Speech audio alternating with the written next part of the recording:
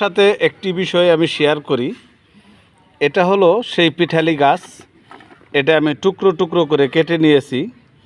এটা শুকাবো, এর সাথে দিব ক্যামল আর পঙ্কিরাজ, এই তিনোটাই শুকাবো।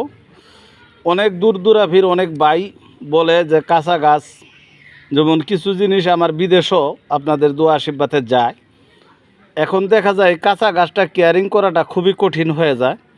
তাই আমি একটা সিদ্ধান্ত নিছি, ক্ষয় রোগের জন্যে, ধাতু ক্ষয় রোগের জন্য আমি একটা শুকনা পাউডার বানাবো। এই একটা আপনাদের সাথে শেয়ার করলাম। পরবর্তীতে যখন ক্যামল চাকচাক করে কেটে আবার শুকাবো এবং পঙ্কিরাজ, ওই দুইটার ভিডিও একসাথে পাবেন ইনশাল্লাহ। অবশ্যই উপকৃত হবেন আপনারা যদি এটা কাঁচা ছেঁচে ক্যামল, পিঠালি গাছ, ইসবলের ভুসি, তুকমা দানা, তালমাখানা, সাদা কাতিলা দিয়ে যদি খান, এই প্রস্রাবের রাস্তায় ধাতু ভাঙ্গা নারী পুরুষ উভয়ের জন্যই পারফেক্ট একটি ওষুধ হবে ইনশাল্লাহ। অবশ্যই যাদের কাছে ভালো লাগবে এই ভিডিওটা একটু শেয়ার লাইক করে দিবেন। আল্লাহ হাফেজ।